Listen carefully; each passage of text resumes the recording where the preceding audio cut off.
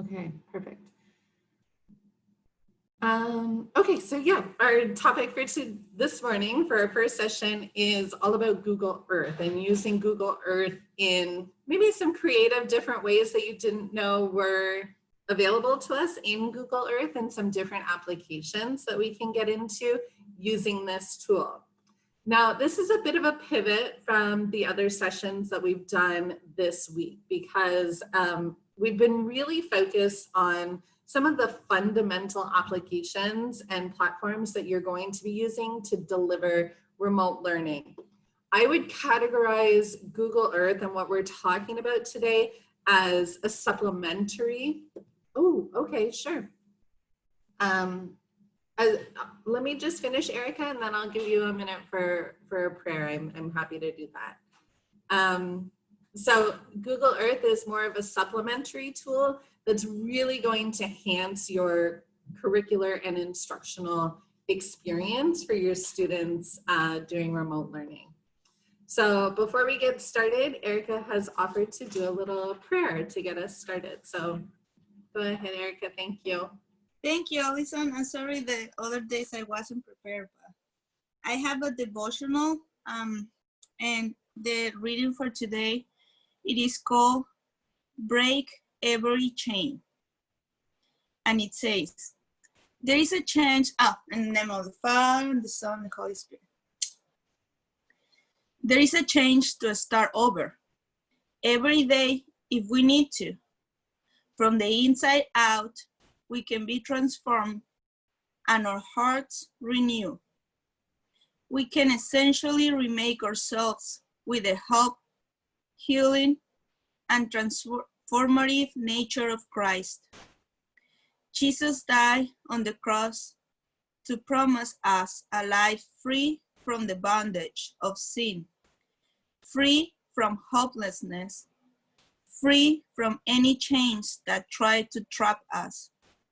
In Christ, we are set free.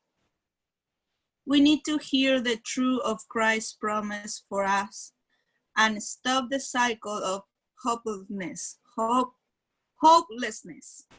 defeat, and bondage to sin. All we need to do is get on our knees and pray. His purpose in all of this is that they should seek after God and perhaps feel their way toward him and find him, though he's not far from any of us. Is there an area of your life that you need to receive freedom from? Wait for God's voice to permeate the deepest, saddest parts of you. He wants you to let him take care of you. He's pursuing your heart. Amen. In the name of the Father, the Son, and the Holy Spirit. Thank you, Allison. Thank you, Erica. That's a really nice way to start, and I like that it's talking about change and being open to. I love it. Thank you so much. Okay, so let's dive in. So first question, how many of you have been using Google Earth or who have used Google Earth in the past? Just in the chat, let me know where you are and what your experience is with Google Earth.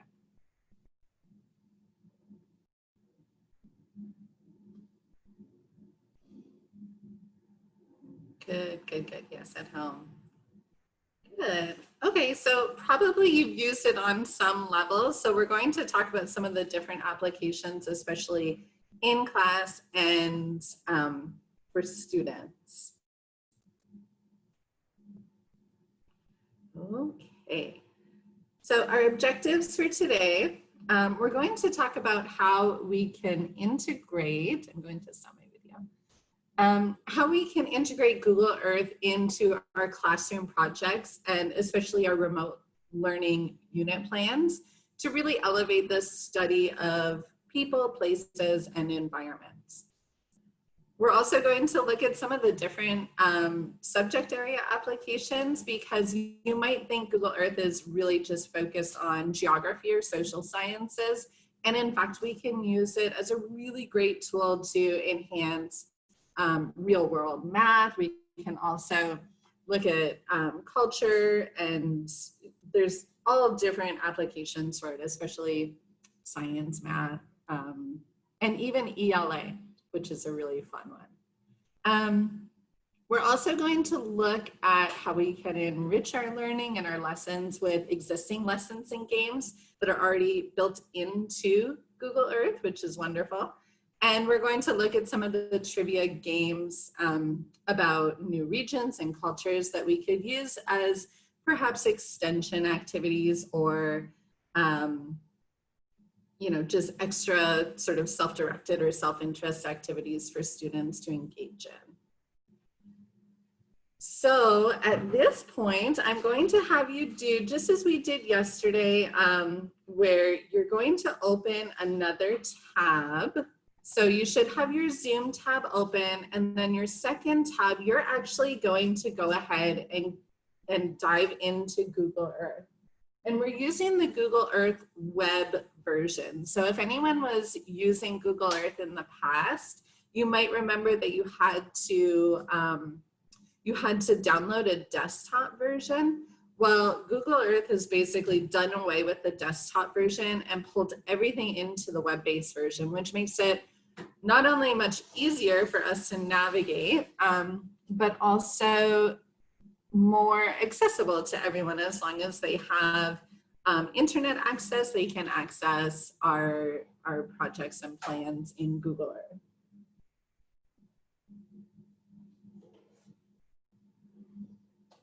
So I'll give you all a second to go ahead and get into Google Earth, and it will sign in based on your Google account. So just make sure that you're signed in with the Google account you want to use, because when we create things in Google Earth, we're going to look at actually creating projects in Google Earth.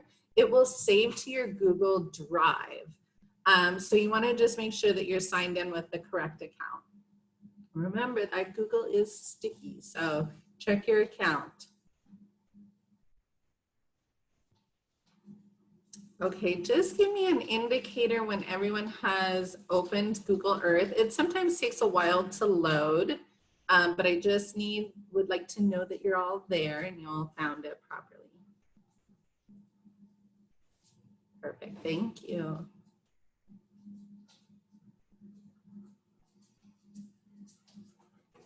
Wonderful. Okay. Yeah, so it will sometimes take a while to load, but we can get started just as long as it's loading. Beautiful. Okay, wonderful. Okay, so we're going to go over, and I'm actually going to exit out of the presentation. And I'm going to come over here to my Google Earth.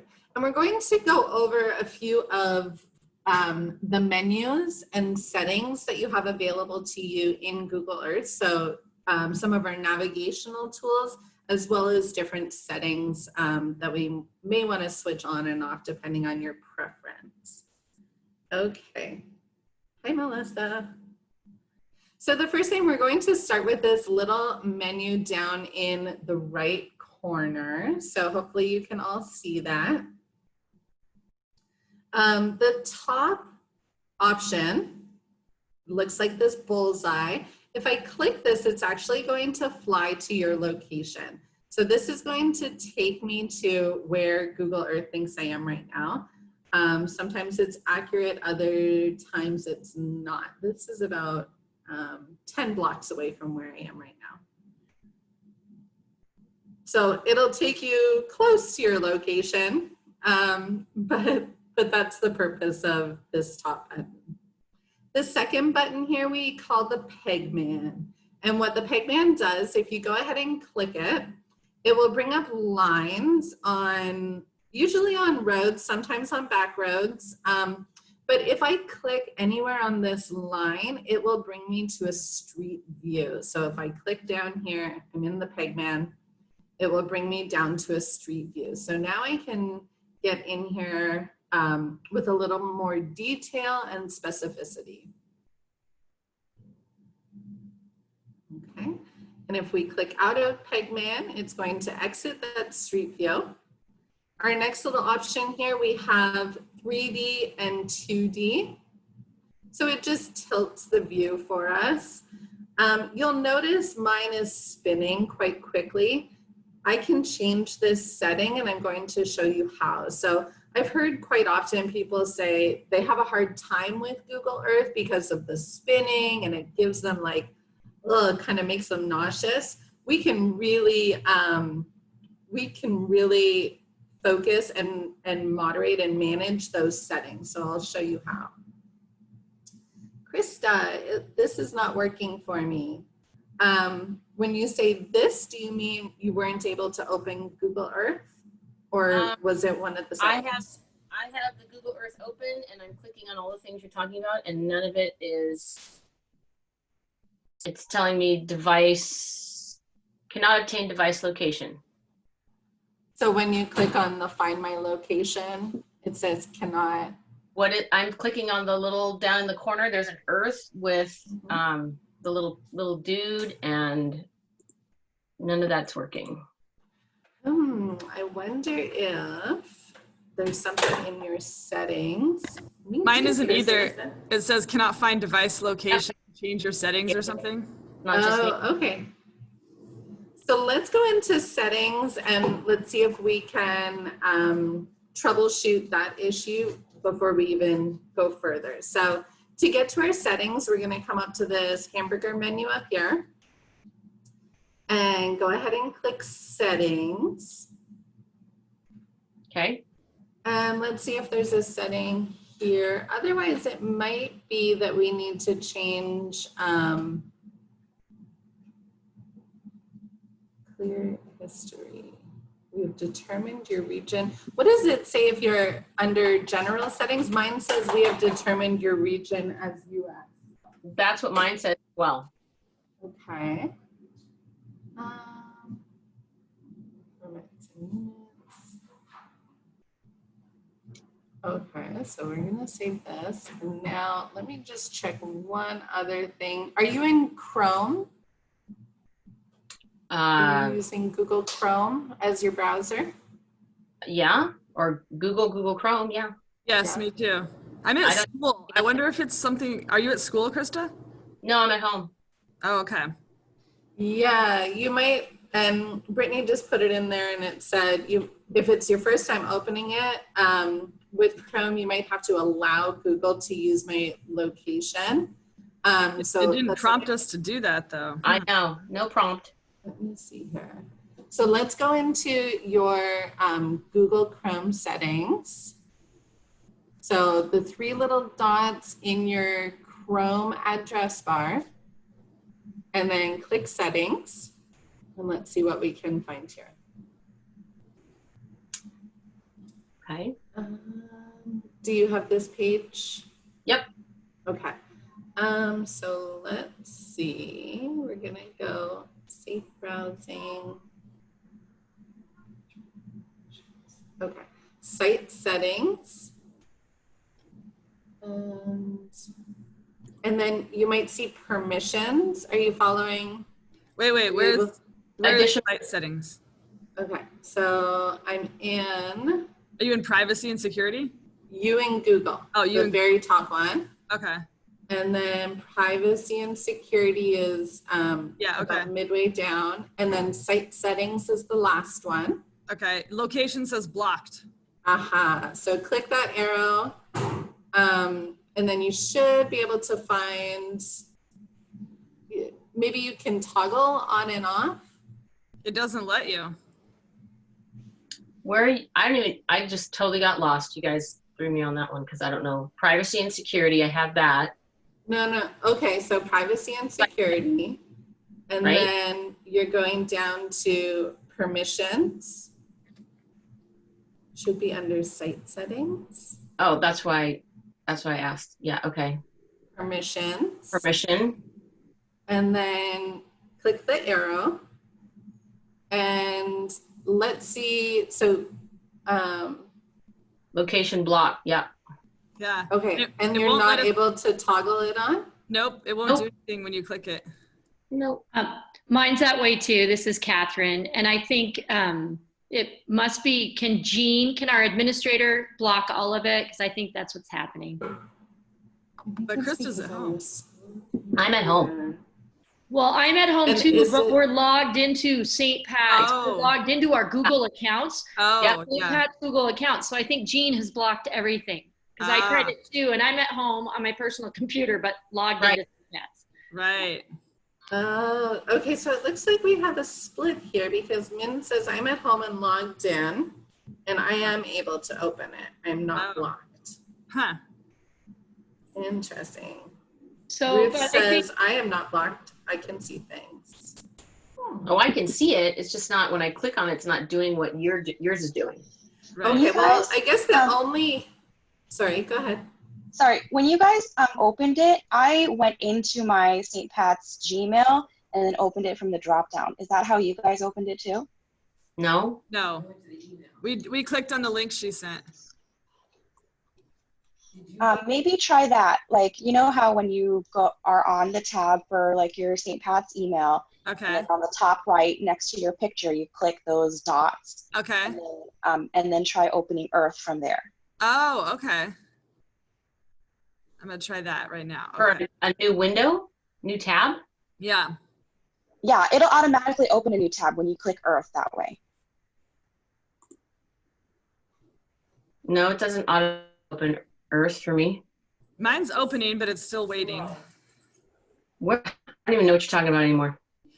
You know when you go up to the 9 little dots to get to like Google Classroom or Oh, the array. You're talking about the array. yeah, Okay. Yeah.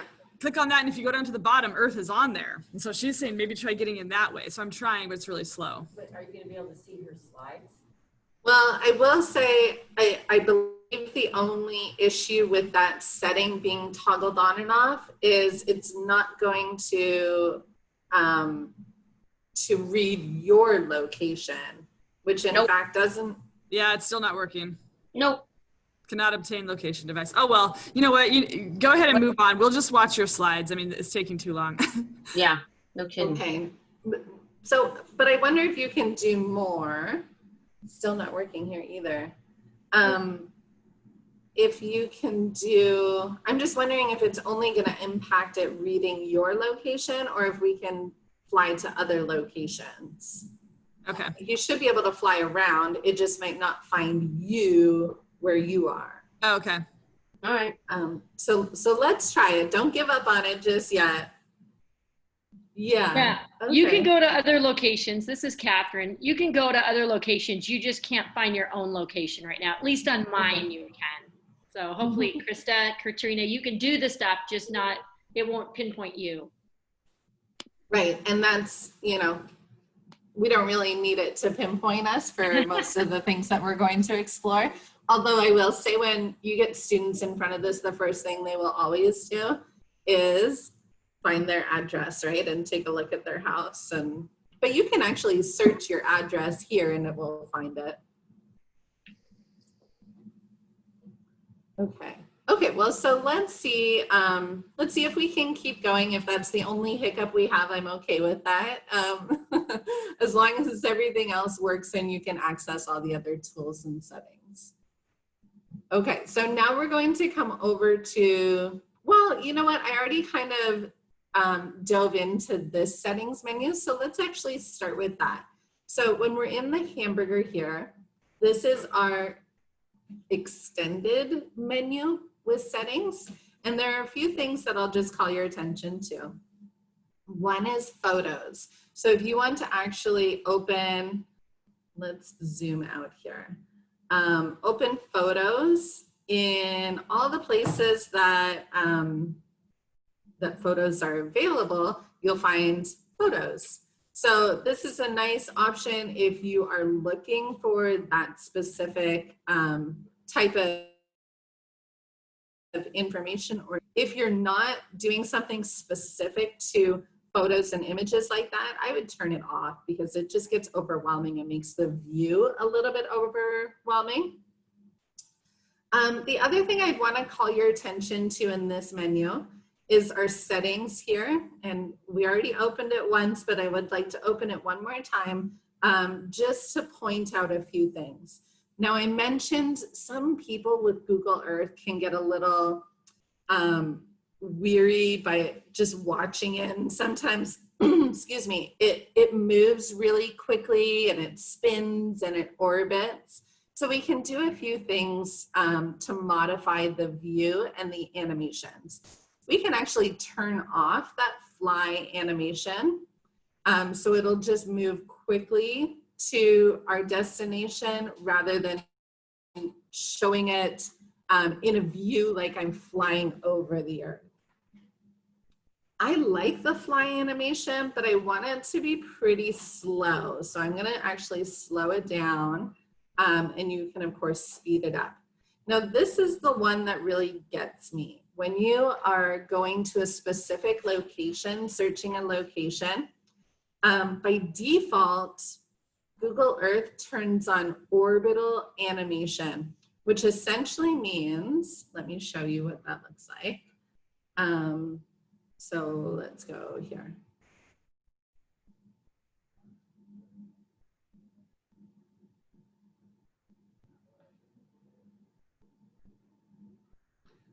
The orbital animation is actually going to spin when it reaches a spot. I really don't like that orbital animation. I don't like the spinning feeling. It just makes me kind of nauseous. So I'm going to come back to my settings here and actually turn on, you can turn off animation. So this is when you're flying into a place. Do you want it to orbit, or what do you want it to look like once you get to that place? I can turn off orbital. I can turn on cinematic, which is just a bit of a slower animation. It's quite nice actually. Or I can turn off animation. So when I fly in there, it's just going to be static. So it's really up to you. I prefer the cinematic animation. So that's what I'm going to select. We can change our units of measurement, our latitude, longitude, and just general settings. If you've made any changes to your settings, make sure you click save. Go back up here. All right, and I'm going to now start taking you through the toolbar icons on the left. And I'm going to go from the bottom up, and it's going to be in a really weird, order, but just trust me, I'm kind of doing it in an order based on how much you might use a certain tool. So we're going to skip the measurement and distance, and we're going to start at the second from the bottom, which should be map style.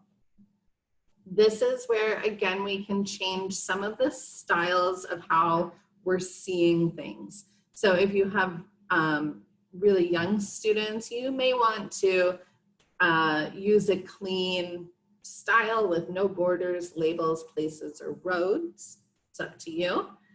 I tend to go with exploration, but you can add in everything where you have landmarks and water. And you can customize, and it will give you a drop-down list of all the things that you can include in your view. So pretty highly customizable how our maps actually look.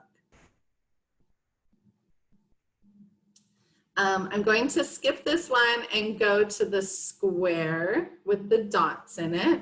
This is your I'm feeling lucky icon. So I'd love for everyone to take a minute, click on I'm feeling lucky, and just see what happens.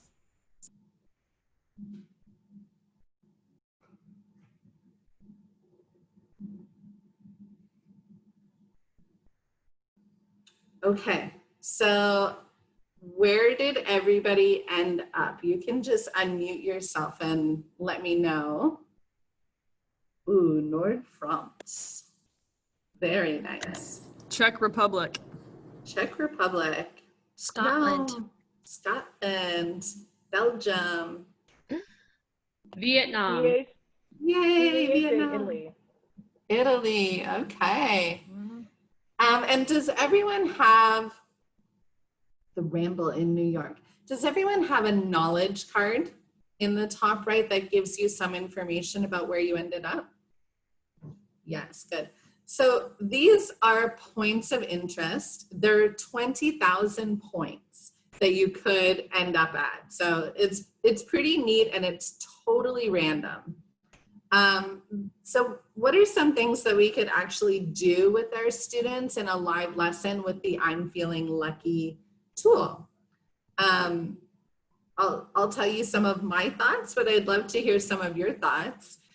If we are doing writing conventions, for example, I could see doing an activity with adjectives where everyone goes to a different place and has to come up with 3 adjectives to describe that place.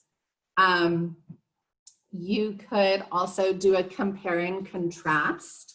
So maybe I pick this place and then I go again and let's find a new place. And they're very different.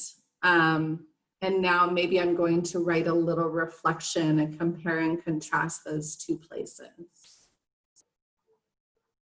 Does anything come to mind for you of how you might use this I'm Feeling Lucky tool in a lesson as an activity?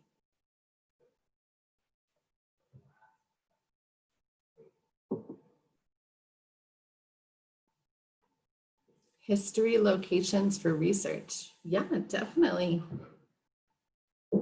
Setting. Oh yeah, I love that. So if you're writing, building ideas or building some different concepts of settings for students. Yeah, you could have students draw their environment. Excellent, I love that idea. And it just occurred to me, if you have students who are having a rough time starting a project or having a hard time coming up with an idea for their story, you could put them on Google Earth and say, click I'm Feeling Lucky 5 times, and then tell me what ideas came to your mind, like just as kind of that spark, that brainstorm. All right, so that's your I'm Feeling Lucky. Really quick start here, really quick and easy tool that we can access. Again, I'm going to skip one and go up to our search magnifying glass.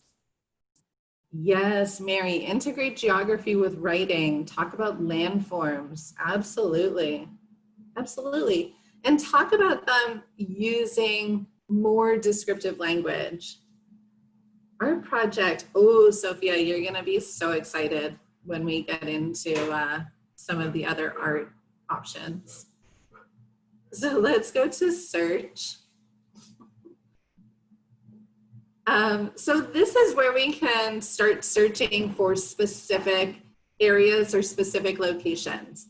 This is great if you have a current project that you're doing or you have a current topic and we want students to actually explore points of interest that pertain to that topic or to that book, if you're doing a book study, for example. So there are a lot of different areas that we could have students specifically search for based on topics of interest or curricular activities. Just out of curiosity, is somebody, well, everybody is working on planning and units, but just throw out an idea or a topic, one of your first units that you're doing in class, and I will do a search based on that unit or topic area. So the first person to unmute themselves and tell me an idea, that's what we'll do.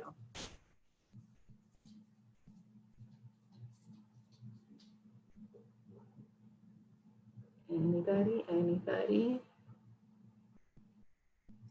Is anybody doing a book study or what's one of your first topics or science? Krista? Civilizations. So Civilization. ancient Egypt. Ha ha ha. There you go. Okay, so let's go to pyramids. Oh, okay. So we have a few options here. In our search, we have places, we have data layers, and we have guided tours. So if I want to, this looks perfect for me, Discover Egypt, guided tour.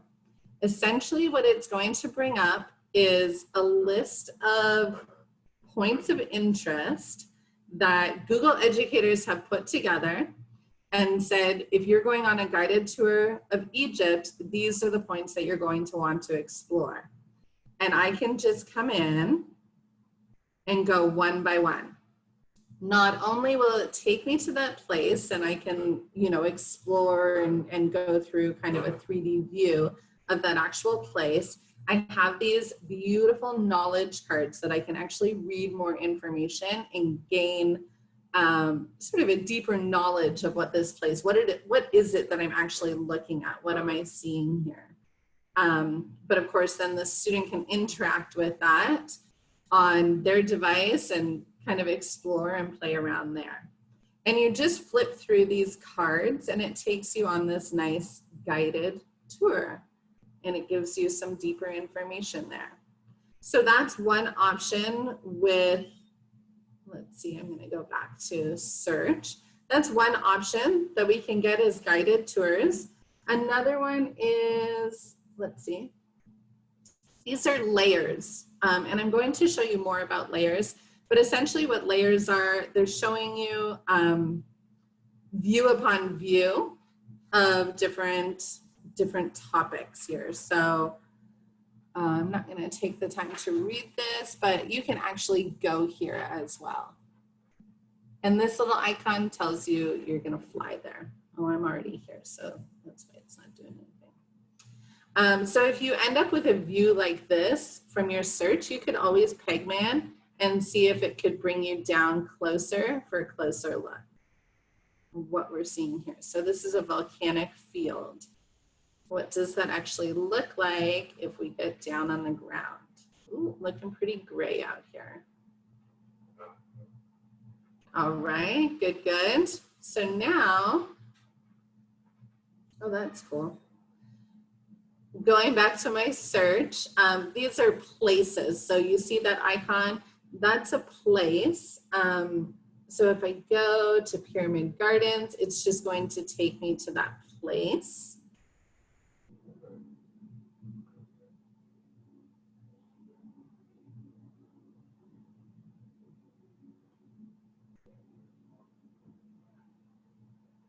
Okay, and I can see if I can get any closer.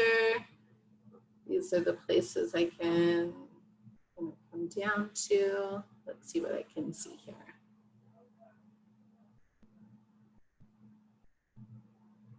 Ooh, lots of people, busy. Pretty neat.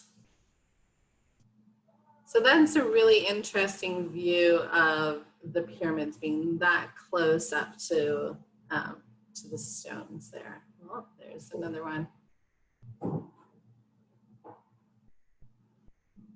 All right.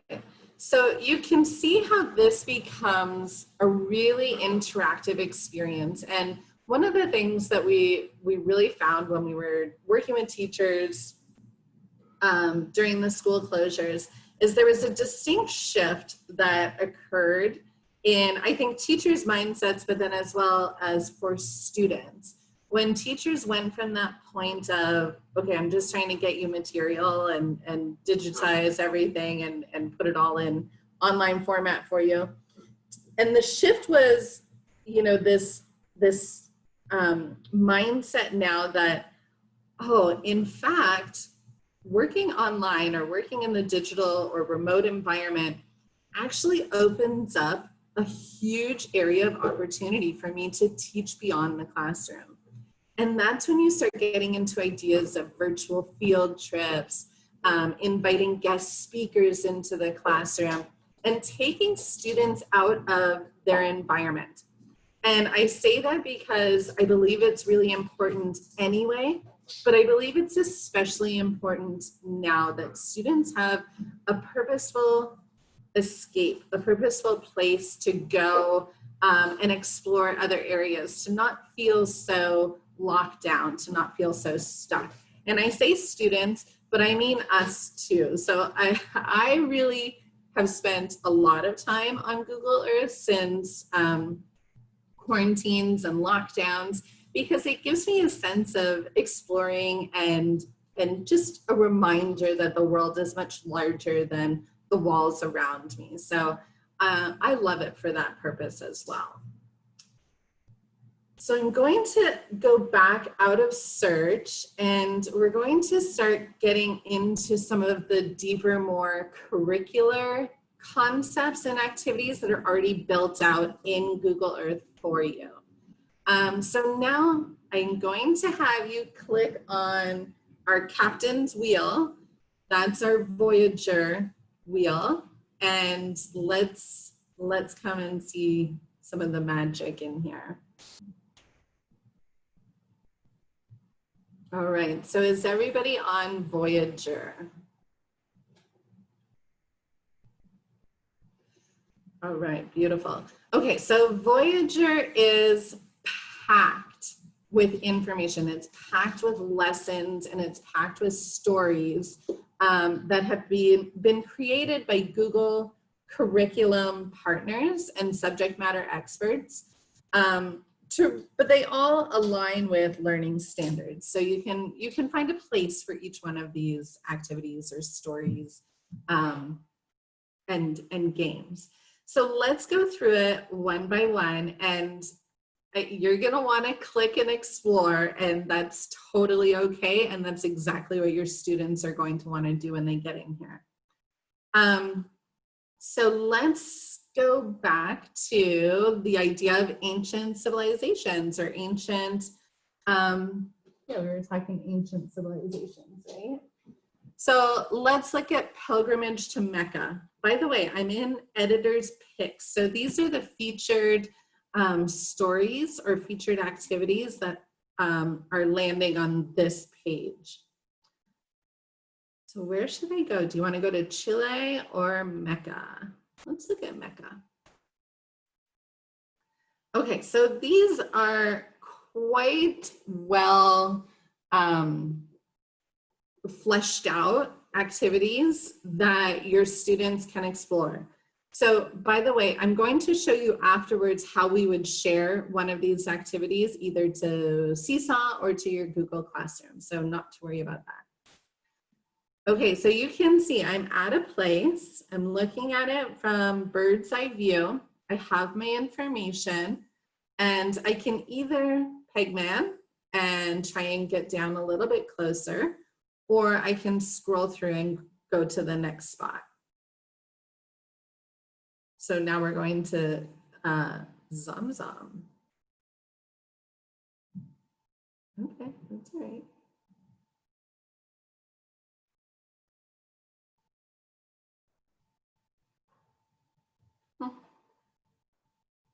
There we go, it was stuck there. Okay, Kaaba.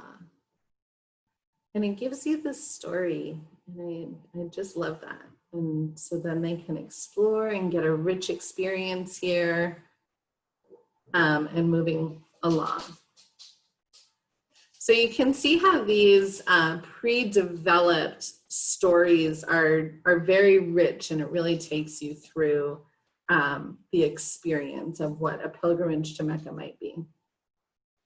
So let's go back to our Voyager. Has anyone found one that they are really excited about in the editor's picks? I'm sure you're just looking through yourselves right now, and that's perfect.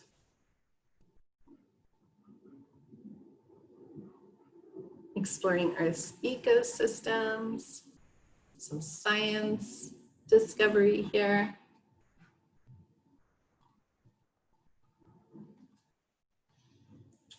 No, World's Fair buildings, yes. Iconic structures left behind following World's Fairs exhibitions. That's so interesting. Global bird watching, really, really neat stuff. Okay, I'm going to take you now to the very right. No, actually, I'm going to take you, let's click through nature. We're not going to stop here very much, but I just want you to see some of the things that are available in nature. And mine's taking a little while to load, but these are all really focused on places and animals and space.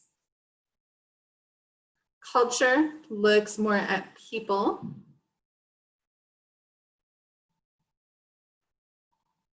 Oh, mine is taking a long time to load here.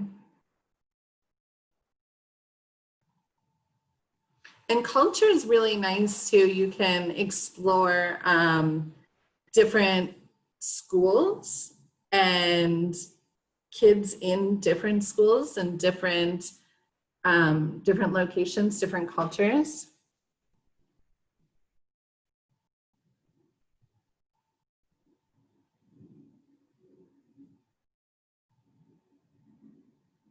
Oh.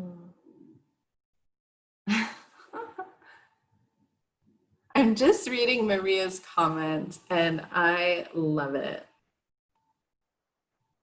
I love it. And it's so true. So Maria, interesting little tidbit. I also am a cultural anthropologist and an avid traveler. And I would say Google Earth for me is the ultimate brain break. So although it is very mindful, you know, and purposeful, and I'm learning and it's great, for me, it's just like, oh, I can spend a long time just kind of getting lost and clicking through here and exploring different things.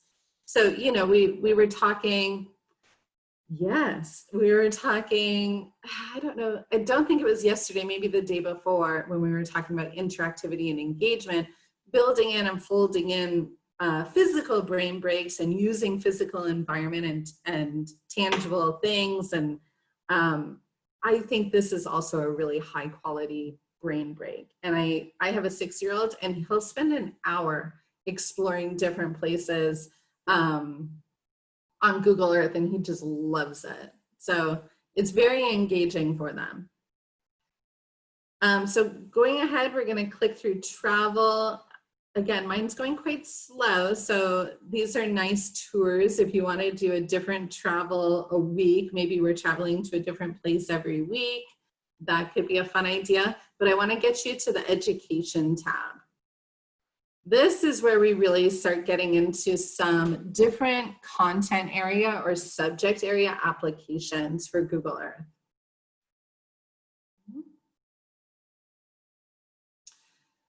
Okay, so you can see here we have triangular structures. We have geometry of architecture, which this is the one I'm going to open. But we also have Underground Railroad. We have different voyagers, keystone species, poetry around the world. I love that. How different diseases are spread and stopping the spread of Zika specifically. This is what I was telling about. This is school, Google Street View, exploring different classrooms around the world from London to the Himalayas. I love that. I think that's such an important perspective for kids to gain if they don't have access to, you know, to international travel. We can have them explore in a very real way what school is like for different kids around the world. Very rich content in here, fairy tales from around the world. But I'm going to go ahead and click on the geometry for sustainable architecture. So by the way, if I'm going to share this, I want my students to actually access this specific event or activity. It's just a matter of copying this URL and I'm going to post it either in Seesaw or Google Classroom as a link, and it will bring them right here. So let's go. Let's see the geometry of sustainable architecture.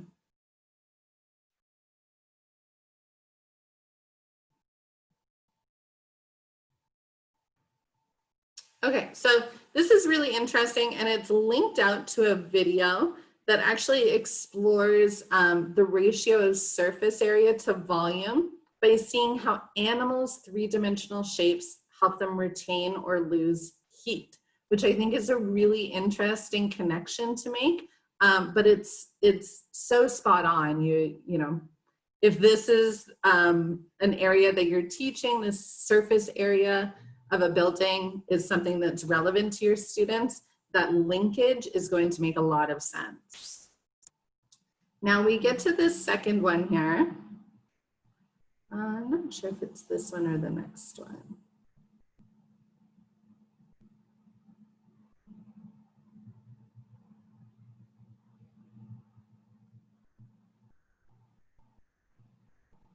All right, so what do you notice when you're looking at the tops of these buildings?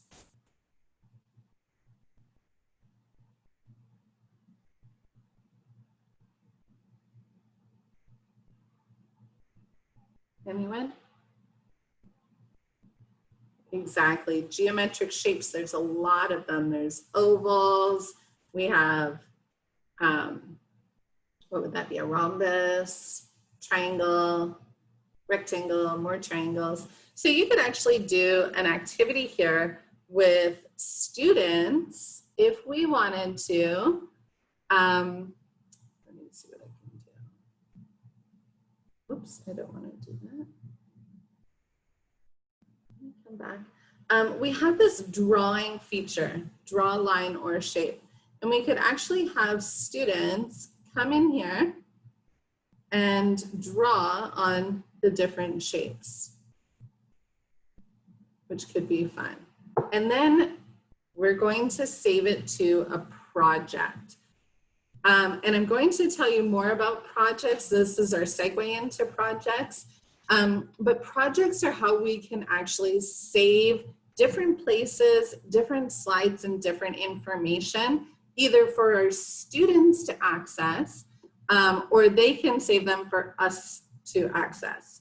And when I was telling you, when you're signed into your Google account, all of these things that you create in Google Earth are saving to your Google Drive. This is what I'm talking about. So if you create a project in Google Earth, it's going to save to your Google Drive.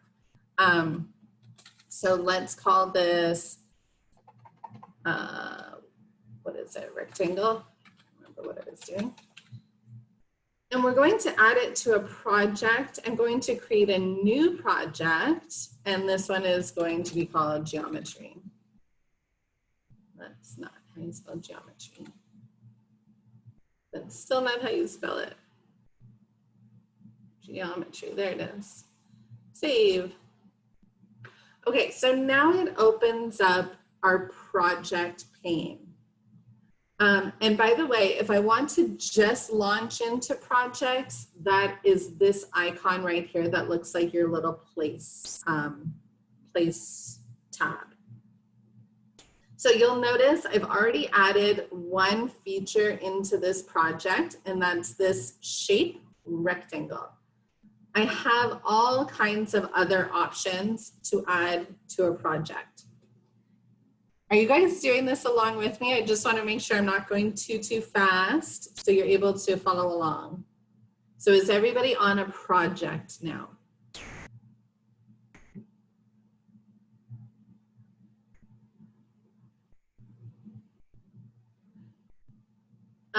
You don't have to start with the draw setting, Krista. If you want to, just come over here and click this projects icon, and that will bring you into this view. It'll probably look like this, first of all. And if you're starting here, we're just going to open a new project by clicking New Project, Create Project in Google Drive. So just to recap, I started us from an actual slide and then chose to add it to a project. This is how we would start a new project.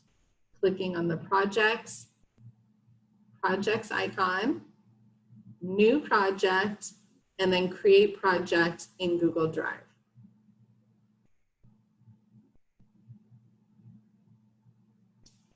Now we can give the project a title. What is a book that somebody studies? What's one of the books that you study?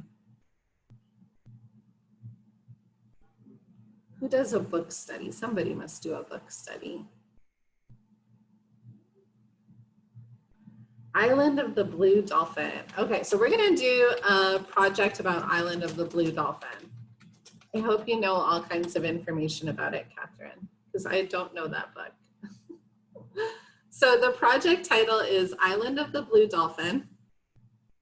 We're going to add a new feature. Now, the first thing I'm going to do is start by adding a full screen slide so it'll look like a cover page. So I'm going to go ahead and click full screen slide.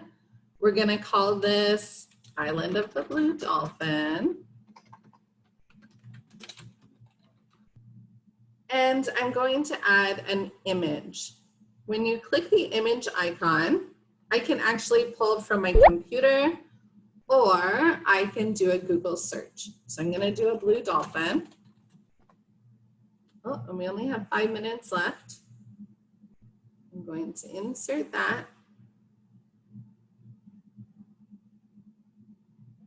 Perfect.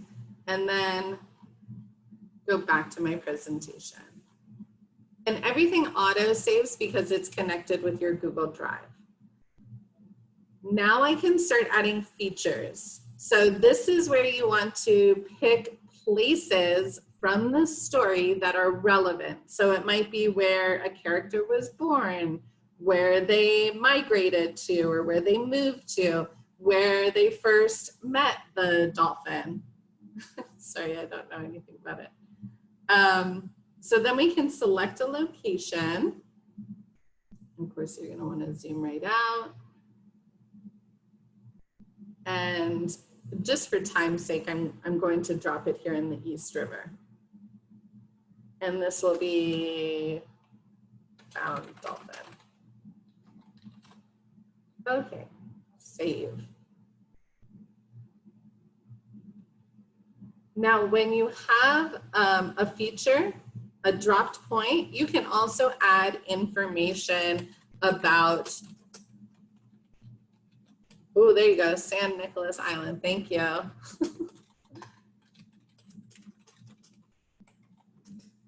You can add information, you could add links to other media, so you can really make these knowledge cards full of detailed information. And then let's go back. So now when we go here, if we present, we have this nice slide, this opening slide, and that's where I added that little information. So it opens up a knowledge card for you. So you can make these very rich projects.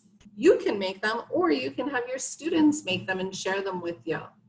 To share, they would just come up here, share a project, and it will take you to exactly the same sharing settings that you would find in Google Drive. Okay, so I know that was a really quick overview of projects, but you'll find it to be quite user-friendly. First of all, there's only a few features that you can add to it. And when you first open, it will give you a small 2-minute tutorial that you can play around with. The last thing I want to show you guys before we move over to the other meeting is games. And these can be wonderful brain breaks for students. They are so fun. I highly recommend Animal Calls. It's hilarious. But you'll also have more, so these are all quiz games. They're wonderful quiz games.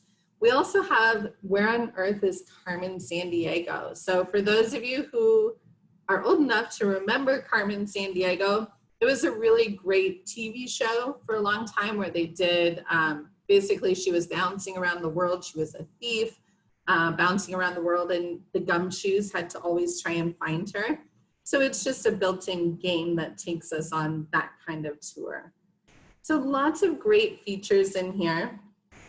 Anytime you want to actually share something with students, so I want to share this quiz, animal calls. You're just going to take that exact link, Control C, copy, go over to your Google Classroom, add link, Control V, add link, and that link will take them directly to that specific activity or quiz or whatever it is that you're wanting them to view. It's exactly the same in Seesaw. If you're creating a new activity, you're just going to add a link to the activity, and that link will take them exactly to the Google Earth activity. All right, guys, I know that's a lot of information, but I expect you're going to have a lot of fun playing with it now that you know what's available to you, especially spend some time in this Voyager, see what you can see. I didn't even really get to show you layers, but this takes you on a time lapse of different geographic locations. All right, folks, so I'm going to go ahead and end this meeting and then start our next meeting, which is Go Beyond the Basics with G Suite, and we're going to get into some other tools. So hopefully I'll see you all over there.